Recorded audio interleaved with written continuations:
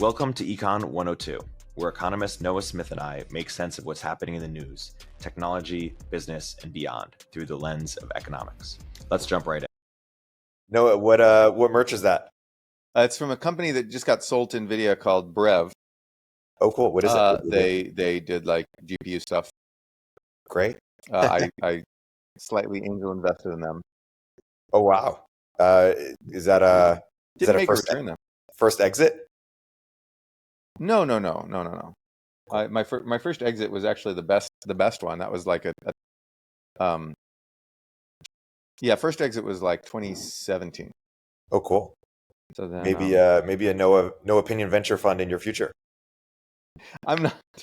No. I just want to invest in like, my friends and like, kind of cool stuff. These guys are my friends. They live down the street. Yeah.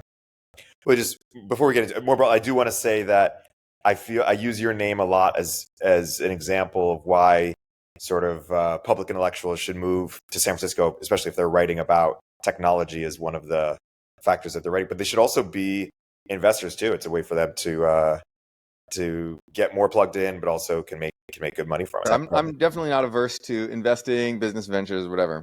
It's fun. Yeah, amazing. Well, we're excited to discuss. I mean, what else? The election. Noah, you wrote this great piece on why we don't want to go back to the 2010s and why Trump would be taking us back there. And I want you to flesh out your argument for the audience benefit. But it's basically this idea of we're not going back.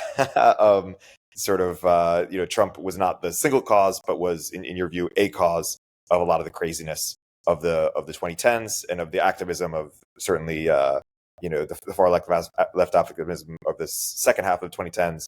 And Biden's era was a sort of much calmer time. This is ironically the same argument Curtis Yarvin makes for why he supported Biden in 2020 and now Kamala in 2024, which is that Trump hurts his friends and helps his enemies. Right. And Yarvin's right. He's absolutely right. Yeah. Yeah. So basically, the 2010s were different. They felt different. If you didn't think they felt different, I don't know where you were or what you were doing at the time. American politics has always been highly polarized and divisive as long as I've been alive. There's never been a time. I mean, there was a brief moment in the early 90s, right after the end of the Cold War, when Republicans and Democrats said some nice things about each other, and James Carville and Mary Madeline got married. They were Republican and Democratic strategists, and like there was this like little tiny era of good feelings there for a couple of years. But other than that, I think that we had impeachments, we had the arguments over the 2000 election, just the war on terror, incredibly divisive stuff, and we've seen polarization get worse and worse. And people who were involved in politics screamed at each other. Calling people fascist or communist was not unusual in the 2000s. It was not unusual in the 1990s. The difference is who had to experience this. In those years, if you were what we called a politico, which is where the name of the media site Politico comes from. If you were a person who was into politics, you were steeped in this all day, and you to some extent loved it, right? You would watch shows like Crossfire or Hannity and Combs or whatever, and you'd rail about the enemy party and blah blah blah. The difference is that in the 2010s, we all had to be part of that. Every single person. If you were an economics commentator, I realize that can be politics adjacent, but if you were just a regular person with a regular job, politics intruded, and suddenly you were hearing about the Kavanaugh hearings, and everyone was yelling about that at every house party I went to. That was different. That was new. Or wokeness, obviously, or the latest Trump outrage. Did you hear what Trump said on Twitter became topic of conversation at parties? That was different. No one, like occasionally people would talk about George W. Bush or like the Iraq War or whatever. We talk about politics a little bit back in the 2000s. But did you hear the latest thing George W. Bush said was was not a topic of conversation that everyone had to talk about. It did not dominate that. And the sort of social chaos of the time, the idea that, people lost friendships over being called cultural appropriators for, like wearing a Chinese dress or like something like, or just saying, I liked the new Ghost in the Shell movie. It was a time of remarkable unrest. And I would never want to blame this all on Donald Trump. Had Donald Trump never been born, it still would have been a time of unrest. And you know this because the unrest began before Trump really was a major figure on the national stage. The unrest began in 2014, right, when Trump was just, some like reality show host. And you had Gamergate, you had the Michael Brown shooting, you had Ferguson, you had months-long protests. You had, like friends of mine who were, lefties, whatever, would go protest in the streets in 2014, and there was no Trump to protest, right? They're protesting white supremacy, the cops, or God knows what. And so that began before Trump, and that's part of a cycle that I see America having. Every so often, wokeness, if you want to call it that, just resurges, and we've seen that. We've talked about that a lot on the podcast, and I've written about that a lot. But I think that Trump was a reaction to that. People embrace Trump as a reaction to that, but he really exacerbated a lot of this stuff. Trump's daily Twitter, outrages. He talks differently than any other politician. He just uses all caps and screams and levels just, nonstop just attacks and insults and stuff. It's different, right, than other politicians. And it was in your face all day, every day on Twitter. And Twitter was more important then than it is now. It was the place where all the journalists and politicians and intellectuals and scientists and academics and just anyone in public life, any intellectual person, congregated to get their news, to get their views, to see what people were talking about. It was the water cooler dorm room hall of America. And Trump dominated it. He dominated it much more than like Elon Musk dominates it now, even though Elon Musk owns the platform and promotes himself with the algorithm. Like, Trump dominated it much more because people cared about what Trump said so much, and it was just such an outrage. And so that was true. And then Trump was always like trying to Trump governed by rally. Really, the rallies and the adulation he received at these rallies was a bottom-up phenomenon. He didn't invent that, but he became the focus of it, and he loved it, and he reflected that back, and he encouraged egg people on. I don't think he called up the people and told them do the January 6th thing, and maybe he did, but I don't know if he did. But then certainly his rhetoric egged people on to violence, to an attack on Congress. And so I think that Trump was not the cause of the unrest, but he was an exacerbating factor. And here's the important part. The fundamental causes of the unrest, wokeness, et cetera, all these, the social movements of the 2010s have subsided. They haven't gone away. Woke attitudes still exist. You'll still hear them. You'll still hear some school board in Iowa talk about white supremacy and patriarchy and blah, blah, blah. You still have DEI in a number of institutions. Even though it's going down, like Boeing just disbanded their DEI department, I think, yesterday. So you see, this is receding. It's going away, but it hasn't yet gone away. But the unrest is receding, and we see of the like woke activists, you see 95% of them just went home. They went on to other things. They went on to like TikTok jokes and K-pop or like whatever the thing of the new age is, right? Whereas 5% really hardcore, and those are all the Palestine protesters, and they all went in hardcore for Palestine, and they're just protesting. They're nuts. They're more nuts than the people in the 2010s were. But it's because of evaporative cooling. You have you've heard of evaporative cooling of group beliefs. As the normies leave, the people who remain are crazy. And so the Palestine protesters are talking about like America must be destroyed and white people cleansed from America because they're colonizers. Like, people in 2014 didn't talk like that. My friends who were activists in 2014 are out. They're all out. I don't have a single friend who's still an activist. And all these people were like tying themselves together to block roads over white supremacy in 2014. These lefty, humanities majors that I knew. And I still know some of these people. And I did not lose many friendships. I lost, I think, one friendship over saying I liked Ghost in the Shell movie. Or Ghost in the Shell. I didn't like Ghost in the Shell movie, but I thought it was acceptable to have Scarlett Johansson play that character. And saying that lost me one friendship. So that was it. But now, like, none of these people are activists. They're all just like sitting there sighing about the radicals in their humanities departments, and like the number of radicals are shrinking, and they've been sort of pushed out. You feel this stuff recede. You felt it in the late 70s, right? I think this is like equivalent of 1976, along with the bumbling assassination attempts by random crazies, which we had 2 of in 1976 in short succession, which are eerily parallel the exact same ones in America. Now on Trump, but they were on Gerald Ford, who was like, you know, the most moderate guy you could imagine. Some crazies tried to kill him.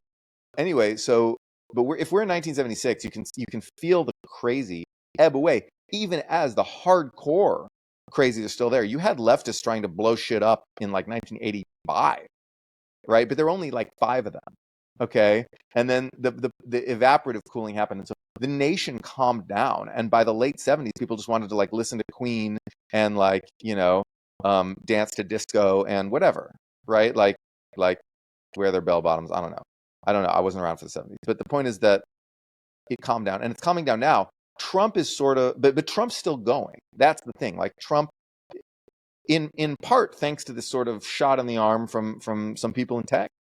You know, who were sort of late to the party because those guys hid out in the 2010s, right? The people who are right-wing tech people now, they mostly hid out and avoided politics. Like Elon Musk wasn't big into politics in 2017, 2018, right? Or any of these guys. Vivek Ramaswamy, where's he? JD Vance, I wrote Hillbilly Elegy. I guess he was sort of into politics a little bit, you know, but he was much more, you know, moderate. He wasn't trying to like capture the right-wing energy. This is right wing. The right wing outlasts the left in America. They have more stamina. The left gets started quicker and they burn out quicker. And this happened in the 60s and 70s. You saw the anger of the right lasted all the way into the 80s, while the anger of the left petered out in the mid 70s. The right outlasts the left. The left comes on very strong, raw riots, you know, like social change and blah, blah, blah. In like a few years, burns itself out and then goes back to punk rock, right? Goes back to being a countercultural movement. And then with a few crazies trying to do a few crazy things. The right outlasts the left. And the right has outlasted the left now.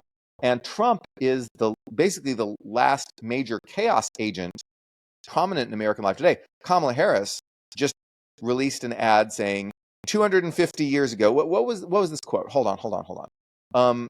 Let me. Nearly 250 years ago, America was born when we wrested freedom from a petty tyrant. That sounds like something I'd hear Bill Clinton say in the 90s. You know, there's all these people waving American flags at Harris rallies. Like, wokeness is bust, dude. Like, people in 2017 were saying that the 4th of July was a white nationalist holiday and everyone was cheering them on. Now it's like, and then 1619 Project, the true founding of America was slavery. You know, that's stupid, but now it's 250 years ago, our country wrested freedom from a petty tyrant. That's the birth of our country. That's what Democrats are saying now. And the Palestine activists didn't even get a fucking speech at the Democratic convention. They were like, why don't you let a Palestinian talk? Fuck you, bye. No one cares. We just lost like 10 viewers who are really into Palestine. But the point is that, like, I deeply feel for the people of Palestine getting bombed, when Palestine activists are insane. Anyway, so that's where we are now. You know, Trump is the last major chaos agent. You know, the Palestine protesters are out there, and, you know, lefty academics are still saying loony things, and you still see, you know, like some school board in Iowa talking about white supremacy and patriarchy. But Trump is the last major irritant. He is the last major stone in the shoe of American society in terms of the political cast of the 2010s. He's a relic of the 2010s. If we elect him, we don't bring back the 2010s because wokeness is still receding and it will continue to recede. But we bring back some of that, right? We extend the decline. Instead of this sharp decline like we've been having, we extend the decline and have it be a slower decline from the unrest of the 2010s. And we have to deal with 4 more years, maybe more, but 4 more years, I think, of just this repeating pattern that was in our face every day in the late 2010s of like, did you hear what the latest outrage Trump said? And like, oh my God, he violated this norm. And like, there's a mob storming, blah, blah, blah. I want to go back to talking about economics. And in my off hours, I want to go back to thinking about art and music and culture and fluffy animals. I want to go, I want to go back to I want to go back to 2012. I like and the decline of wokeness is allowing me to do that much more, right? Like it's allowing me to do that more. And Trump would stop me if he gets elected. It would make my return to 2012 harder for 4 years, and I think for everybody else. And that's my case. I know I've just rattled on for like 15 minutes, but that's my basic case as to what is going on. We'll continue our interview in a moment after a word from our sponsors. You like to optimize things. You've chosen the perfect credit card to maximize your travel points, and you always find the fastest route when you drive. Shouldn't you handle your charitable giving the same way? GiveWell spends 50,000 hours every year doing deep dives into different charitable programs to try to find the ways to do the most good for your dollar. GiveWell has now spent over 17 years researching charitable organizations and only directs funding to a few of the highest impact opportunities they've found. Over 100,000 donors have used GiveWell to donate more than $2 billion. Rigorous evidence suggests that these donations will save over 200,000 lives and improve the lives of millions more. It's easy to see why the Boston Globe called GiveWell the gold standard for giving. GiveWell wants as many donors as possible to make informed decisions about high-impact giving. You can find all of their research and recommendations on their site for free. You can make tax-deductible donations to their recommended funds or charities, and GiveWell doesn't take a cut. Go to givewell.org to find out more or make a donation.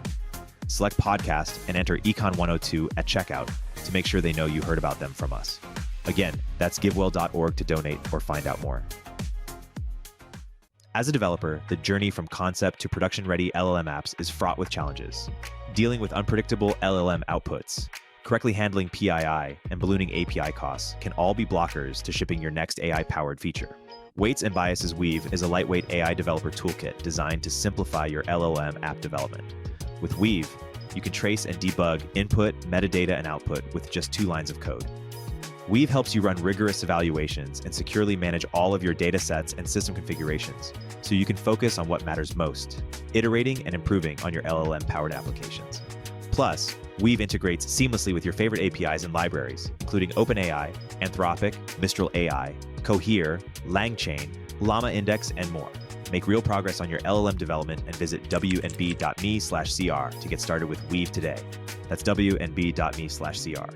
So my question, obviously, Trump is a chaotic figure, and it's hard to agree with your claim that he riles up both the right and the left, or just exacerbates some of the challenges, some of which existed even before him. My question is, do you think another candidate would be very different on the right? Because is it possible that just in the social media era of politics, if JD Vance were running for president, or Elon Musk were running for president, or Vivek were running for president, is it possible we might have is it possible we're just so polarized as a people? Obviously, perhaps Trump is the worst offender, but would we be seeing perhaps similar chaos if even of one of the 3 people I mentioned, partially because that's how politics works in the social media era, but maybe partly because the right and the left are just so divided culturally?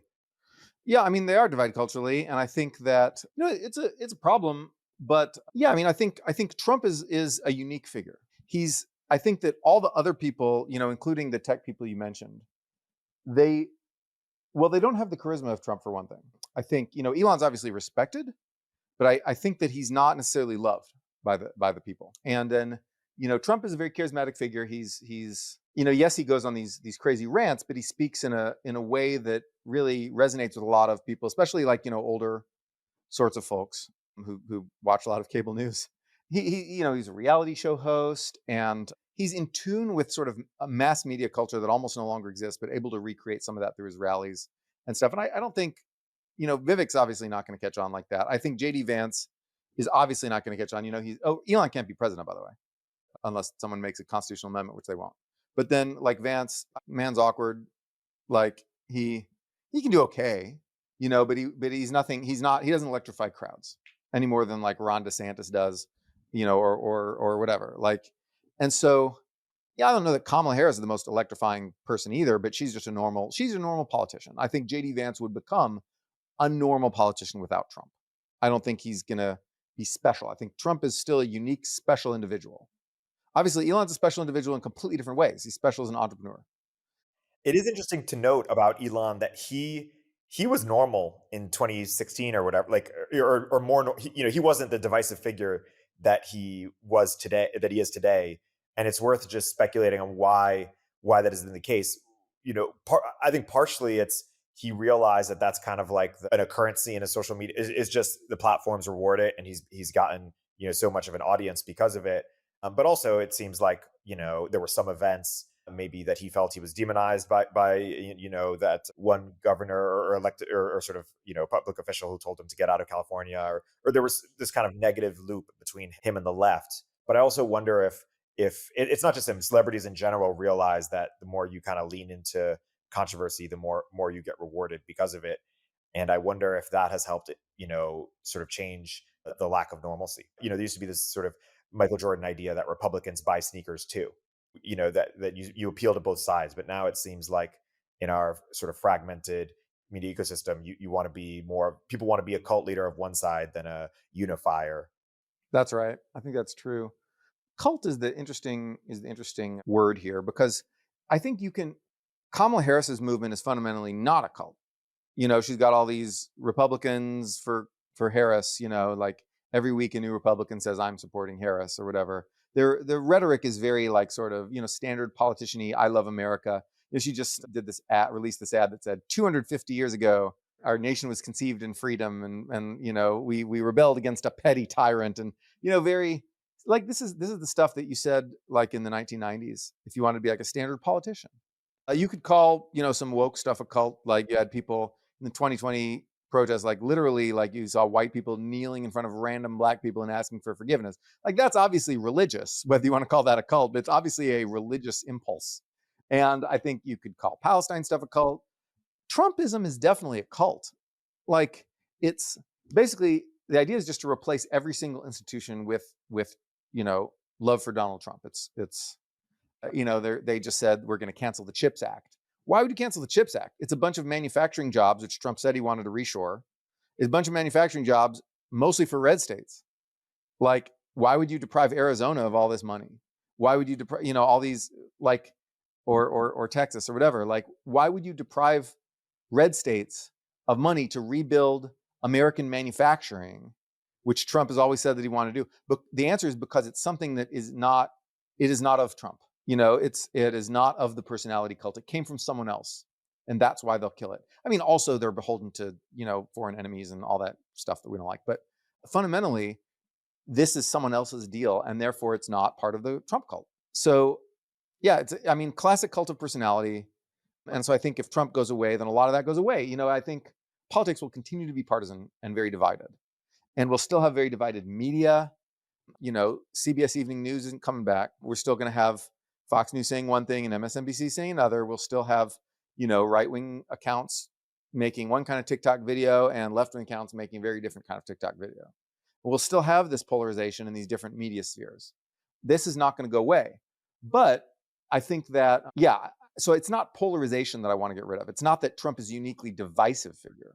And, and in some ways he's not necessarily even the most divisive figure, because I think he's caused some racial depolarization, because I think a lot of, Hispanic guys without college degrees are sort of like interested in voting for him, whereas white people with college degrees have all shifted to like Harris. And so I think he's caused some racial depolarization there. I don't see him as necessarily he's a divisive figure because like a lot of people just don't like him. But in terms of pressing on the fundamental divides of our country, I don't buy that story. I think he just riles everybody up, and I think that he provokes people. So it wasn't just woke people on the left who went nuts in the 2010s. It was the right too. So you saw Charlottesville. Remember the mail bomber who sent all the mail bombs to the liberals and Democrats and stuff? Caesar Sayoc or whatever his name was, Hispanic guy from Florida, of course. And you saw remember the Pittsburgh synagogue shooting and the Poway synagogue shooting. So 2 synagogue shootings. You saw big shooting people in El Paso, like some white supremacist ran and shot some like guys he thought were immigrants, who probably just some like right-wing Hispanic dudes from El Paso. He didn't know the difference. Anyway, he shot them, and then some people shot up 2 synagogues, including I think the worst synagogue shooting in our history was Pittsburgh. Like the worst massacre of Jewish people in America was Pittsburgh synagogue shooting by a guy who, like, in his manifesto, he's like, Trump this, Trump that. And so Trump riled people up. I'm not saying Trump is responsible for that attack and like Trump's dangerous rhetoric, he should blah, blah, blah. I mean, maybe, yeah. But I'm saying that Trump's presence clearly riled people up. And the kind of stuff that he says, just the natural person he is, riles the country up. He's not the only one who does that. He's not the only reason we were riled up in the 2010s. But when I look back at history, I think that if you look at the 1910s, like 1919 to 1922-ish, right, you saw a massive outpouring of rightist energy. You saw the new KKK taking over whole cities and marching on Washington with like 500,000 people or something. You saw riding through the Washington Memorial, the streets of Washington in their hoods, the KKK. And you saw, riots in hundreds and hundreds of American cities that killed hundreds and hundreds of Black people. Everyone knows about the one in Tulsa, right? You've heard about the Tulsa one. That was one of like 200 of those. Like, this was a normal occurrence. It was slightly bigger, and they used an airplane, which got a lot of people to pay attention. But this was a common thing in America at that time. You didn't really see as much leftist energy outpouring, right? You didn't see that. You had seen that before the Civil War, but you didn't see that in like the early 20s. Then in the 60s and 70s, you saw a lot of leftist energy. You saw riots, this time, like, lefties would riot. You saw Vietnam War protests. You saw leftist terrorism. People were blowing up like mostly unoccupied buildings, but like, just blowing up a bunch of stuff. It was just crazy leftist unrest in America. And you saw, Black Power movement and a whole bunch of other super radical movements. You didn't see as much energy on the right. The right didn't go crazy then. And that's why when we normalized during Reagan, it was the right that sort of brought normalcy back. Whereas when we normalized in America after the 20s, it was really FDR who really brought normalcy back. But it was Reagan in the 80s, because conservative is normal. Conservatives are like, I'm just sitting here worshiping Jesus while you're blowing up buildings. Like, that felt normal to people. I'm too young to remember. I just read about this. But then I talked to people, who were there. And so it was like the commies were going to do the revolution. It was the conservatives who were the normies, right? The exact opposite of how it had been in the 20s. The thing about the 2010s is that both sides went nuts at the same time, which had not happened since the American Civil War. Now, maybe we're too fat and happy to have another civil war, but you definitely saw this alt-right explosion at the same time as you saw the woke explosion. We'll continue our interview in a moment after a word from our sponsors. Hey, finance leaders, do you remember when Amazon didn't have to charge sales tax on every online purchase? Well, 10 years later, we see sales tax on e-commerce everywhere. That wave is now hitting SaaS and the digital economy, and Anrock is here to help you navigate this new tax compliance journey. As your software business grows, so does your global tax liability. But keeping up with ever-changing regulations across multiple jurisdictions can be overwhelming. That's where Anrock comes in. Anrock is the enterprise-grade solution that automates sales tax compliance worldwide. Anrock tracks your exposure, calculates tax, and handles filings all in one platform. As a Turpentine Finance listener, you can get a free Nexus study from Anrock today. See your economic and physical nexus in real time by connecting your billing and HRIS tools. You'll get a clear view of your exact exposure in any jurisdiction, plus a live review with a SaaS tax expert. Don't let tax compliance slow down your growth.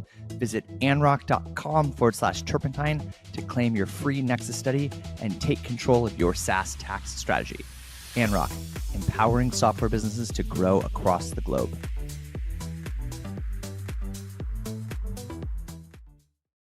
Our sponsor for today's episode is Carta, the end-to-end accounting platform that's purpose-built to power the strategic impact of the fund CFO.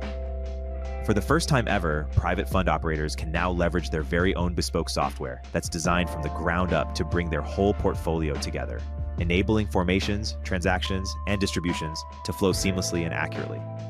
The end result? A remarkably fast and precise platform that empowers better strategic decision-making and delivers transformational insights on demand, timely K1s, holistic fund performance data, and so much more. Come see the new standard in private fund management at carta.com/investors. That's carta.com/investors.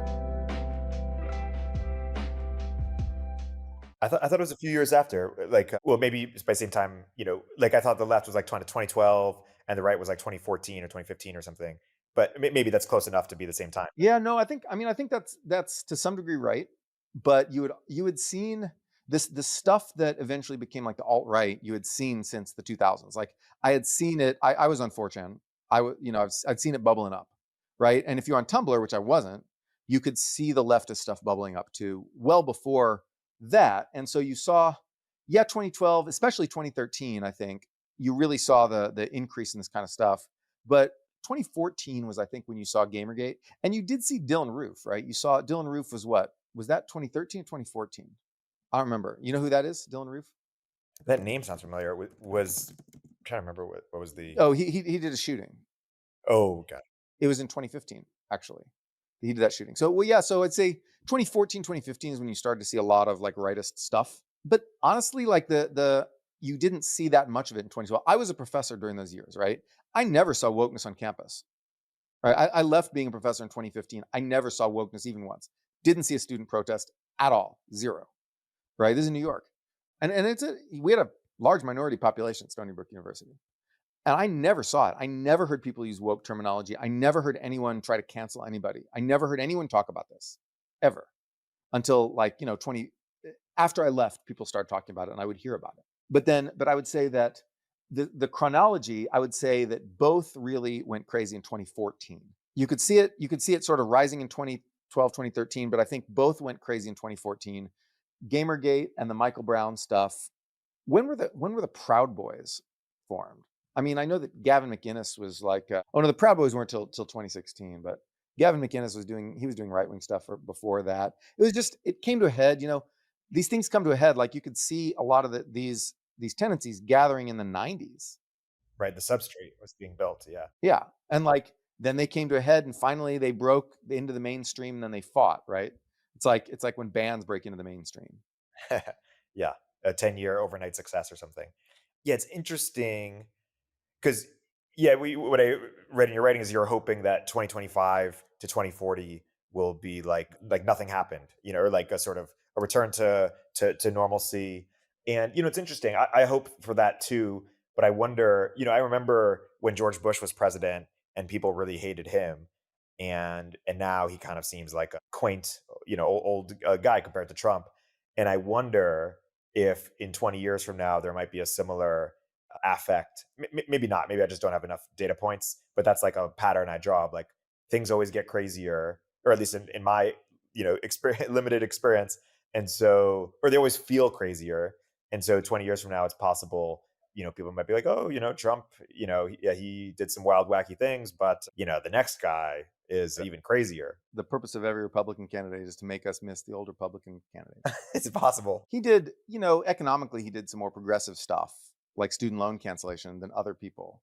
But like he's no less moderate a guy than Clinton, right? In many ways, Obama was a more conservative Democrat than Clinton or Carter. Obama deported 400,000 people in his first term.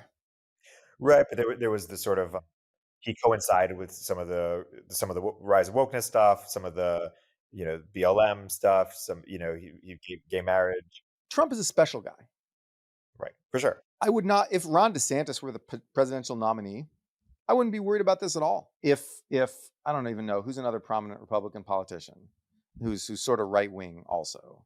Ted Cruz, Marco Rubio, I don't know. I don't know. Like if any of those guys, even if JD Vance were the presidential candidate right now instead of the vice presidential candidate, I would not, I wouldn't think JD Vance is going to just keep the country insane for all these years. I wouldn't necessarily vote for JD Vance. I wouldn't necessarily like JD Vance, but I wouldn't think that he has this unique effect. I think if you look at statistics on education polarization, this idea that educated people vote Democrat and uneducated people vote Republican. That is true, but it hasn't, that actually really started, the big divergence is in like 2015, 2016, when Trump came on the scene. Like Trump alienated educated people and was attractive to people without a college degree. Education polarization, maybe there was racial depolarization, at least in the second term, or at least in the second, not term, but election. But definitely education polarization became a worse thing. I guess a lot of this is because the left is calming down. Like the hardcore Palestine left is not coming down. But the Democrats as a whole and your average, progressives in your institutions, wherever, are calming down. Like, I won't say wokeness is not completely gone, but if you look at the charts of, like, Musa Al-Gharbi has done these charts, right? You look at terms in the media. How often does the media talk about racism? You see rise, rise, rise, rise, rise, and then like a big collapse the day Biden gets in office. And it hasn't collapsed all the way, but it's like a lot, like a big, drop, super big drop. In academia, like the degree to which like white supremacy is mentioned in papers and stuff, it's gone way down, like since 2021. Like 2021 was the height of it. I'm not crediting Biden necessarily with all of this, but I'm saying that had Trump been in office, I wouldn't have expected to see it go down so fast. Right. So yeah, it's no surprise that Trump is a reality star, right? That's his superpower. He's an outrage machine. That's what reality stars do, and it's no sort of a surprise that when he's in office, he continues to be an outrage machine. Obviously, his tweets every day are unhinged, and he's moved them to Truth Social where they're less prominent, and perhaps it's been one of the best things that happened to his sort of likability, is sort of his muzzledness, and maybe if he gets if he gets in office, that will go away and people will start to pay attention to his Truth Social, or he'll just do them more frequently on Twitter. That said, and there's no debate that it sows a lot of internal chaos. I do wonder if you're sympathetic to this doesn't take away from the negative effects of the internal chaos, but if there's some version of it, I've heard this argument that's kind of interesting, that there's some version of his sort of unpredictability that is maybe an asset in foreign policy. Maybe it's a mess internally, but foreign policy perhaps sort of, willing to say ridiculous things like, tariffs on everything, or a few other, like play hardball as a way to, you don't want to sort of negotiate with a madman. And, of course, that goes both ways. There's a lot of risks, higher variance, but it seems like he's been effective in some negotiations. Do you agree with that line of thinking, or do you think, hey, even just on a foreign policy perspective, it's not worth it?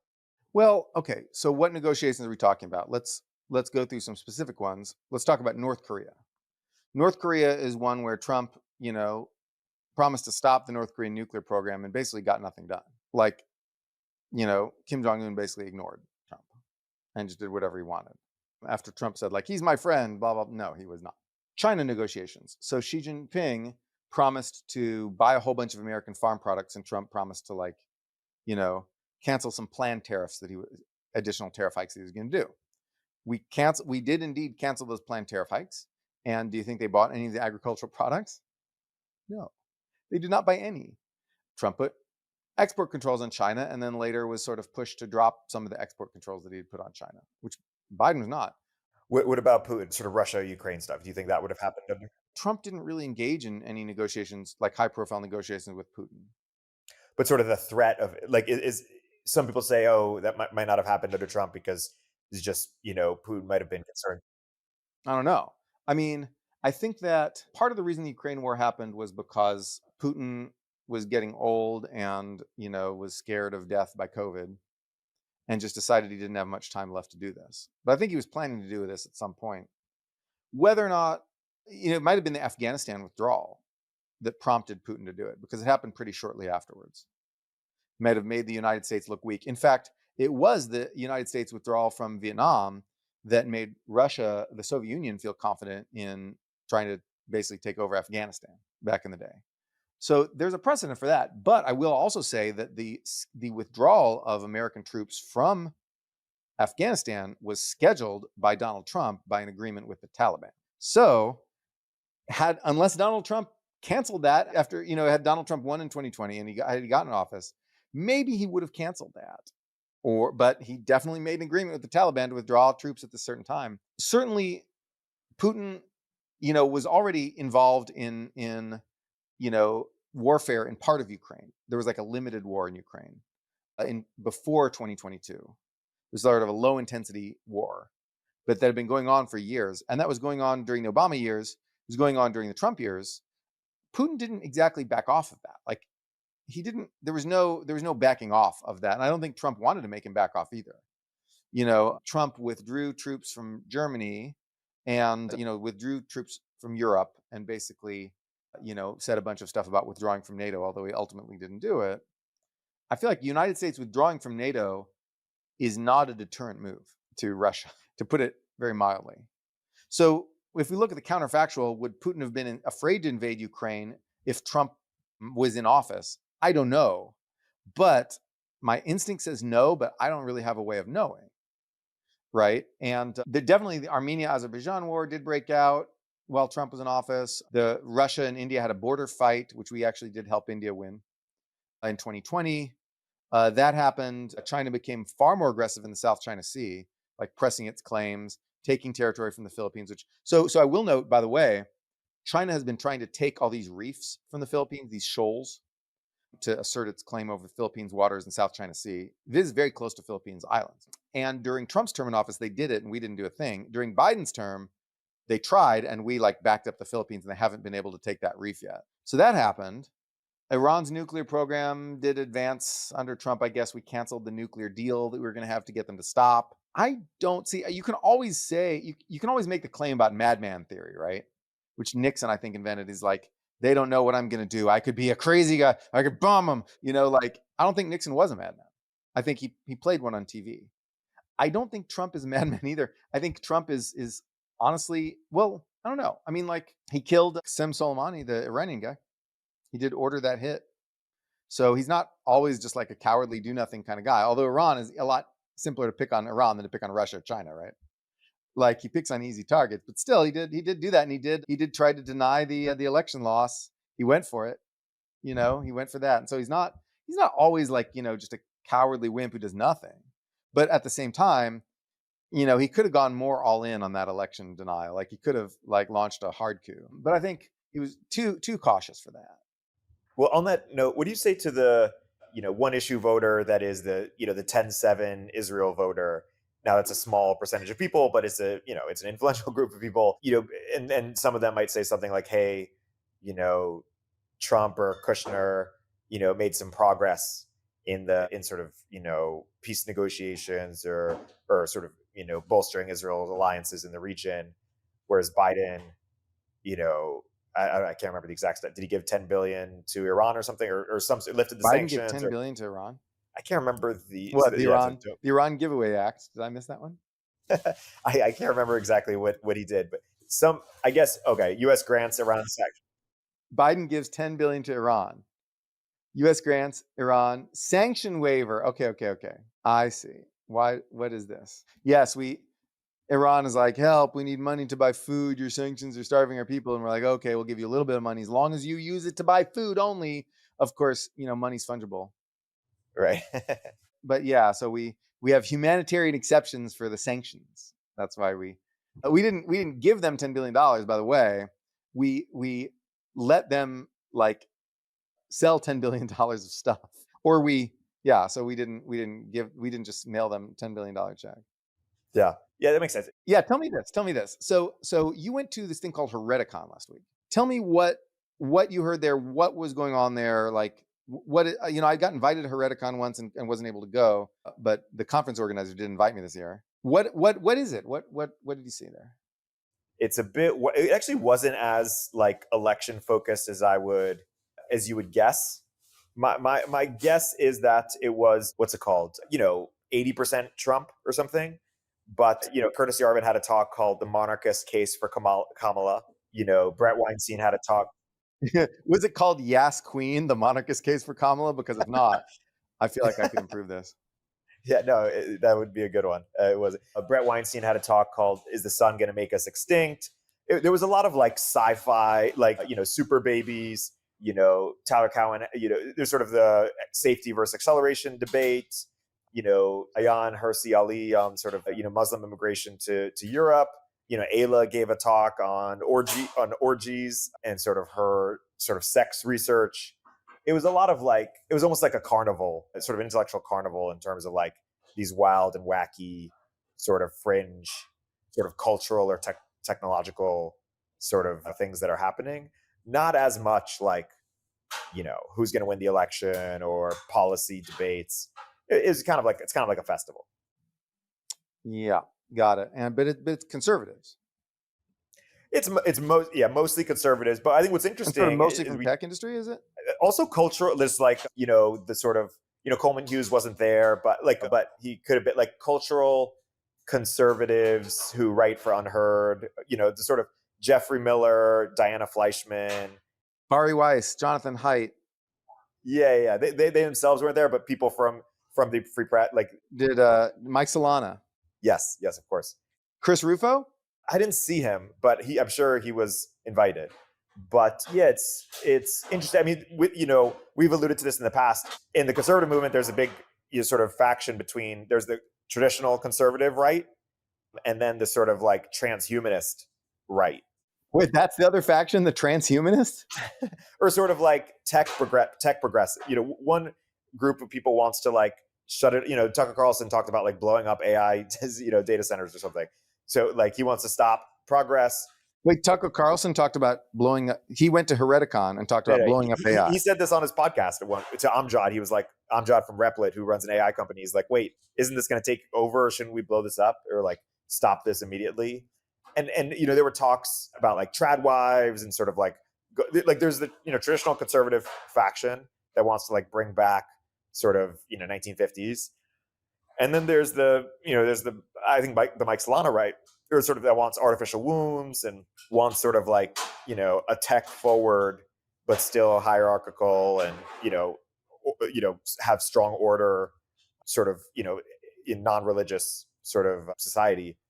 And that was on debate, at Hereticon. Got it. Did you give a talk? No, I didn't give a talk. If I did give a talk, though, it would be that charter cities and network states are unlikely to, unless they are near San Francisco or a major city, unlikely to get, like, I don't think Galt's Gulch is happening. I don't think billionaires or, most interesting people are going to move. And thus, I think more people should just be moving to San Francisco or existing cities and making them amazing, almost like a free state project. But for, with a bunch of people tried to, organize to change kind of New Hampshire politics. So they said, hey, if 20,000 of us move, I think it was libertarians, then or agree to move, then we'll all move and we could, influence the politics. I think that's a lot easier to do than to get people to move to Honduras or Africa or wherever people are trying to create these charter cities, because it's what we learned with social media. Twitter is Elon could have tried to start a new Twitter, but it's really hard to start, as Blue Sky and others have learned. Network effects are really powerful. And I think cities are even more powerful. And we saw that during COVID, that if there was a time where people were going to leave in droves, it was when the city was shut down. And even during that time, most people stayed. We lost 100,000 people. Right. I mean, that's a lot. But yeah, like I think most people stayed. I mean, it would have been weird for more than 100,000 people. Like that would have been really emptying out this town. That would have been like, like pre-modern era level of life. Yeah, but if you made a list of like the top 1,000 people in tech or something, I suspect most of them, like 900, plus, stayed. They just went out their second homes in Utah, Yeah, either stayed or returned or came back. Yeah. Network effects are very powerful. So wait a second. I mean, Hereticon is basically, is it really heretical anymore, or is this like basically the right in America? Because I mean, Christian conservatism's gone. Like the old conservatism collapsed in terms of, and education polarization means there's relatively few, educated people who are really on the right. Is Hereticon it? Is this our new right intelligentsia? I think so. Yeah, I think it's less Hereticon and more like what was that conference in Florida? The New Conservatism. I forget what it was called, but yeah, it's more like the new right, or at least the tech right. It's the tech right. That's what it is. It is tech, but you said there's a bunch of non-tech people there too. Yeah, there is non-tech people, but it's not like there were politicians there or something. Oh, like they're not politicians. No, it wasn't like Ted Cruz or any of these guys who do go to this. I think it's National Conservatism Conference in Florida.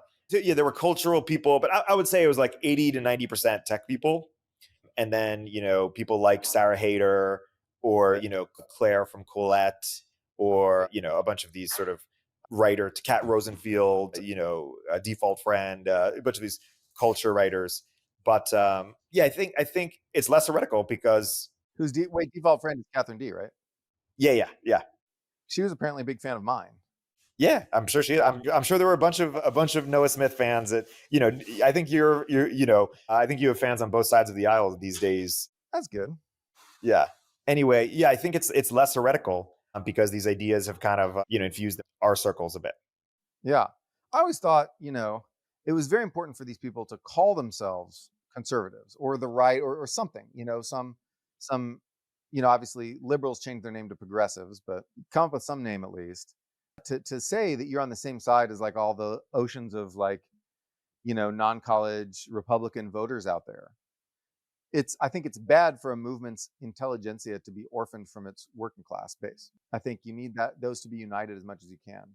And of course, it's bad for the Democrats too. Like, the Democrats, I think a lot of progressive intellectuals are pretty out of touch with the people that they claim to represent or want to represent.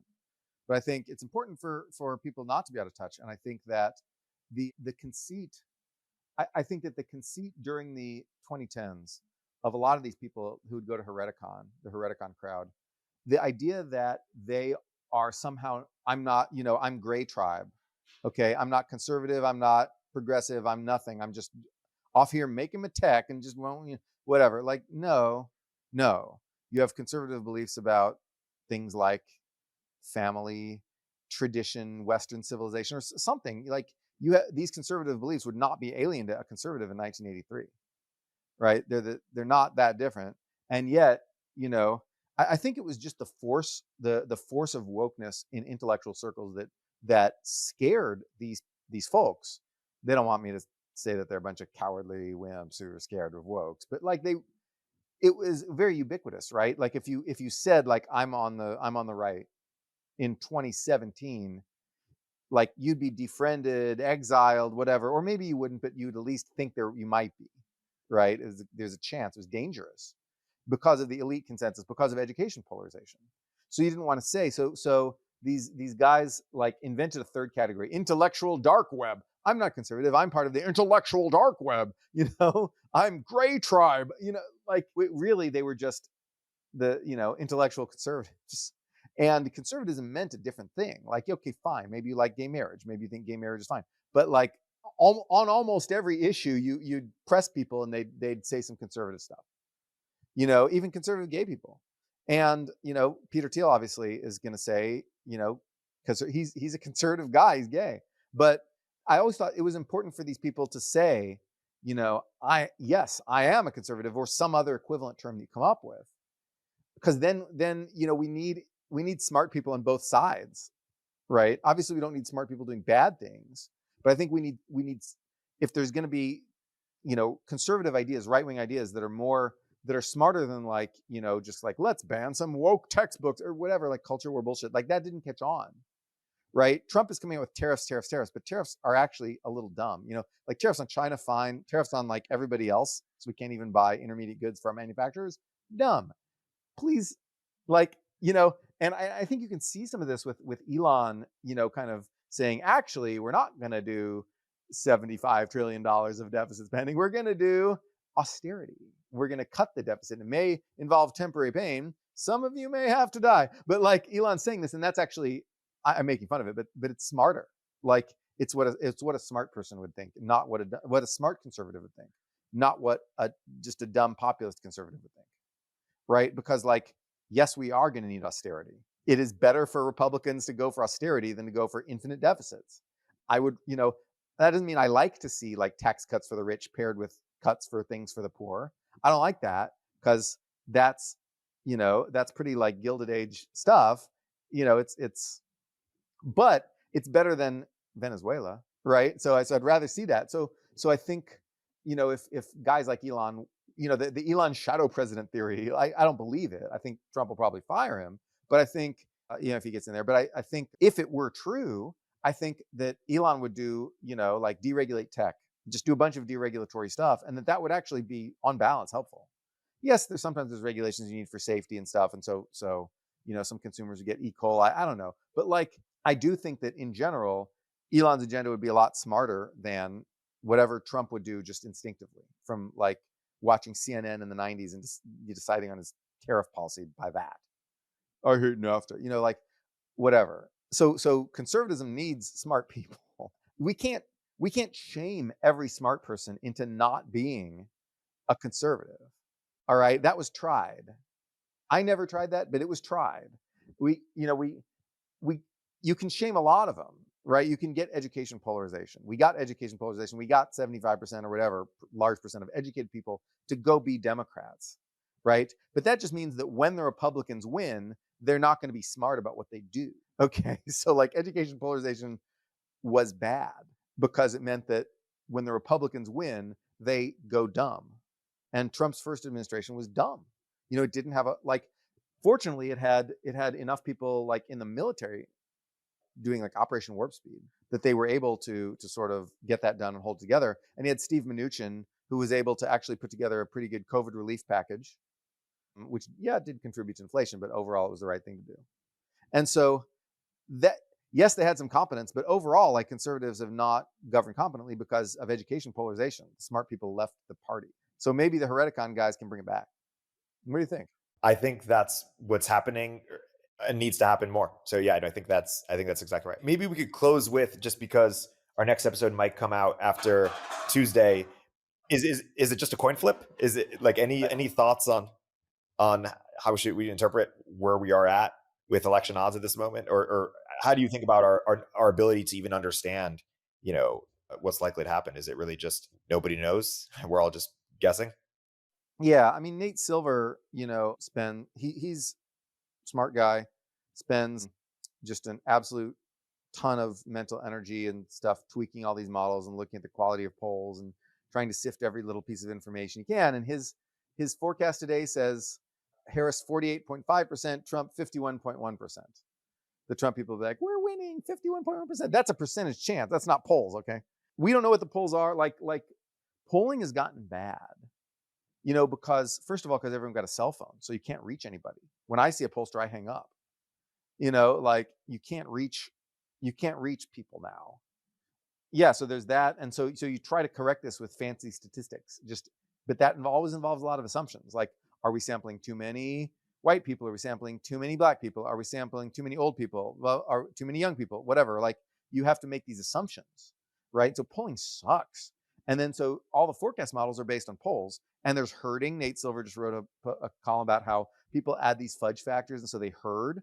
And so, in 2016, 2020, people underestimated Trump support.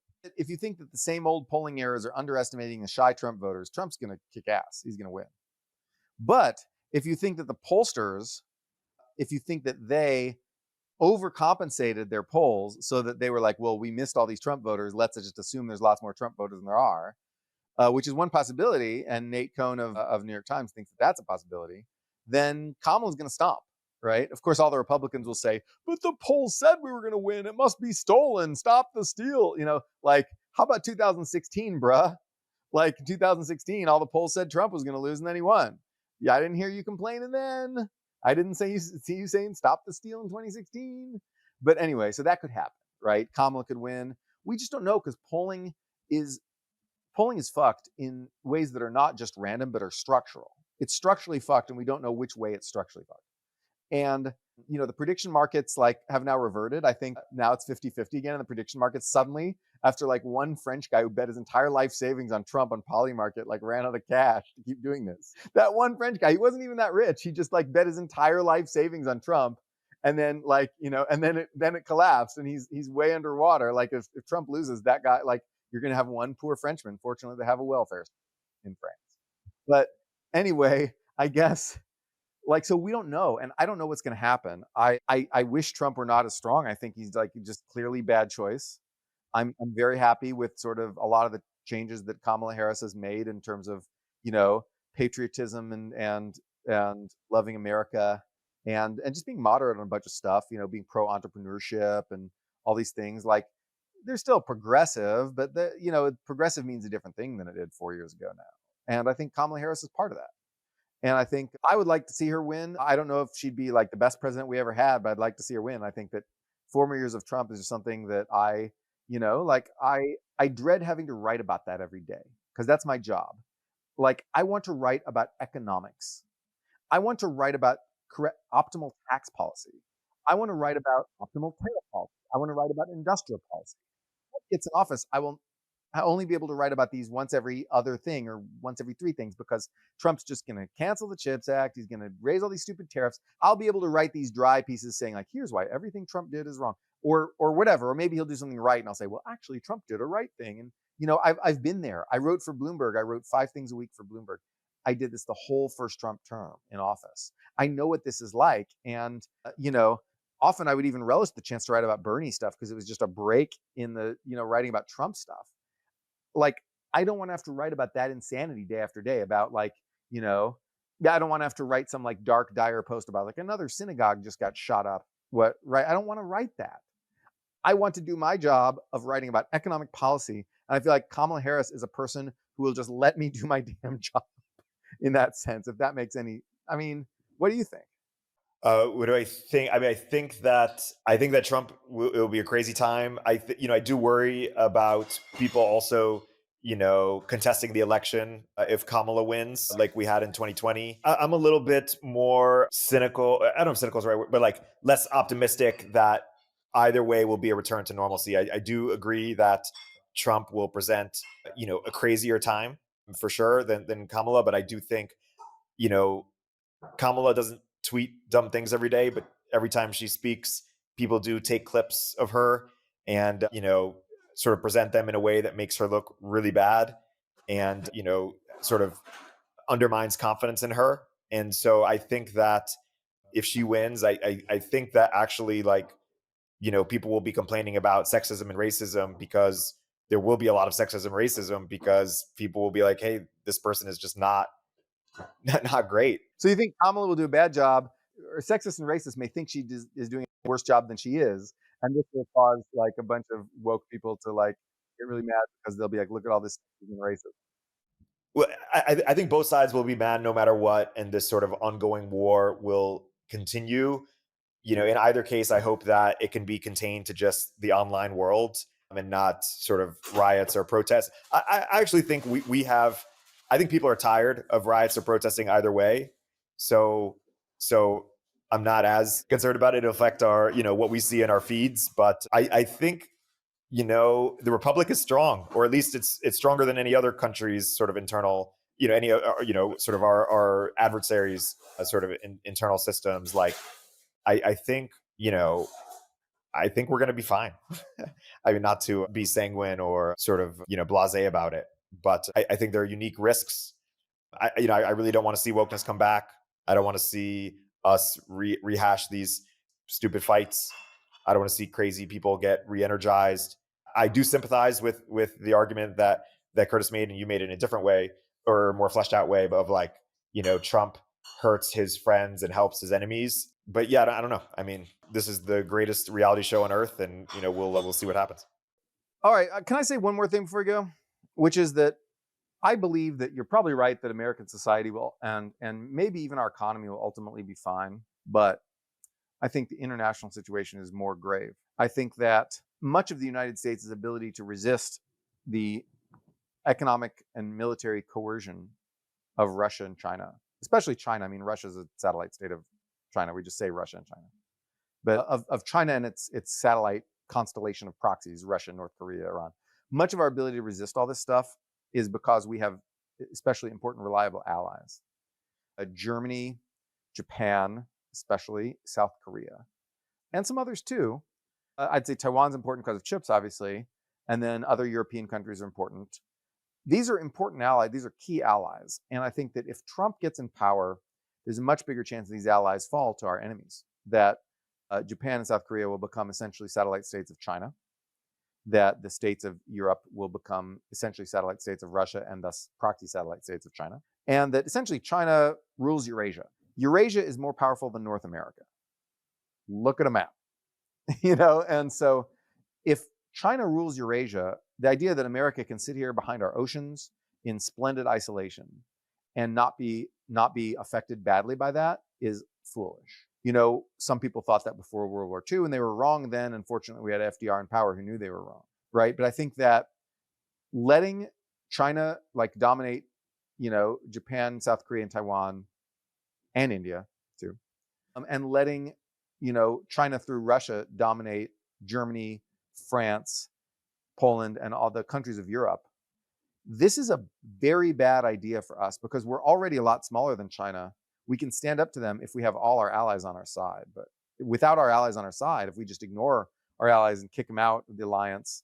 Trump said the other day, our allies are worse than our so-called enemies. Well, that's a really negative signal. And people who are not afraid of China are complacent. And I am. And Trump uses bluster against China. Maybe bluster will be effective. I don't know. But I do know that without those allies, the United States is just too small. Like I said, North America is weaker than Eurasia. Look at a map. And so if we have North America and China has Eurasia, they win. All right, we lose. We can't. Eurasia is the big continent. That's the big one. And so and us losing means that China will then do everything it can to weaken us to make sure we don't come back and win round 2. They don't want there to be a round 2, right? And you can even be really cynical about this and say, look at what we did to Russia after the Cold War. Well, ready for that to be done to us? Well, I don't want that. And so I think that that's my biggest worry with regards to Trump is not, obviously I don't want the hassle of having to write about him every day. I don't want this unrest. But if it is there, I'm prepared to do it. It's not going to destroy my life. All right. I'll do it. I'll write about it. More people will subscribe to No Opinion. I'll get more money to just give away to rabbit rescues, which is what I do with money. And then that's cool. Fine. All right. Maybe I'll go live in Japan where I don't have to talk to people about politics all day and I can just write about it instead. But internationally, we could be in big trouble. I really worry about the international situation under Trump because he's so friendly to the Eurasian empires, and Harris is not. I think that is a really fair critique that I resonate with. This is or agree with this sort of idea that Trump is needlessly antagonistic towards our own allies, and a different approach would be preferable. And if he wins, hopefully he doesn't make the same mistake twice. Though it doesn't seem like per the comment that you just made or relayed that he said that's his MO. Yeah. On that note, Noah, this has been a great discussion. The next time we chat, we might have a new president. So the next episode that releases will be in a new era, and we'll talk about that. We will definitely have a different president. It will not be. Joe Biden will be president, but he will not be the president-elect. I can guarantee. Right, 100%. Well, as always, it's a good conversation. And until next time. Until next time. Econ 102 is a podcast from Turpentine, the network behind Moment of Zen, In the Arena, The Cognitive Revolution, and more. If you like what you hear, subscribe and leave us a review in the App Store. You can keep up with both of our Substacks for written analysis of the topics we cover in the show at noahopinion.substack.com and erictornberg.substack.com. Thanks for listening.